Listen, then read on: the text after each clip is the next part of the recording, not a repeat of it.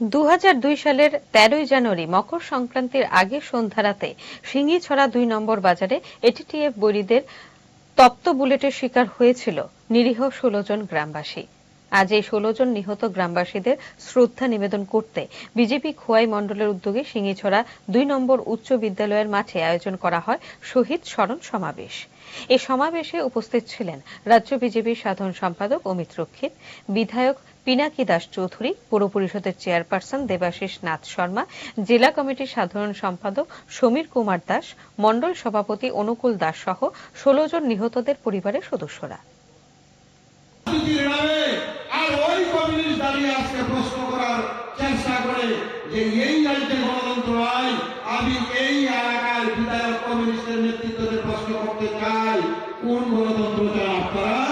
আপনার বাড়ি তো কেউ খুন হয়নি, আপনার আত্মস্বজন তো খুন হয়নি, খুন হয়েছে সাধারণ মানুষের, গরিব মানুষের। একদিন আপনাদেরকে সেই খেসারত দিতে হবে, খোয়াইবাসী আপনাদেরকে ছাড়বে না। কারণ এই পাশির মানুষ, খোয়াইয়ের মানুষ চাপা দিয়ে রেখেছে। একটা অংশের মানুষ বিগত দিনে ভুল করেছে, আমরা মনে করি, কারণ ভুল থেকে শিক্ষা নেই।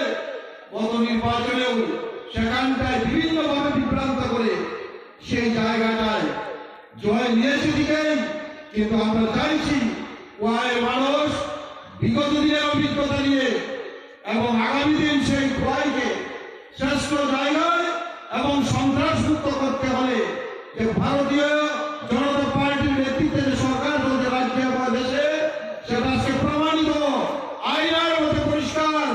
এই দল, এই সরকার বিকাশের সরকার, মানুষের সরকার, জনগণের সরকার। আর কমিউনিস্ট হচ্ছে সন্ত্রাসের সরকার, সন্ত্রাসের দল, সন্ত্রাস সৃষ্টিকারী এই কমিউনিস্ট পার্টি। একটা সময় আগরতলা বলুন, বহিরাজ্যে বলুন, খোয়াইকে সন্ত্রাসের আদর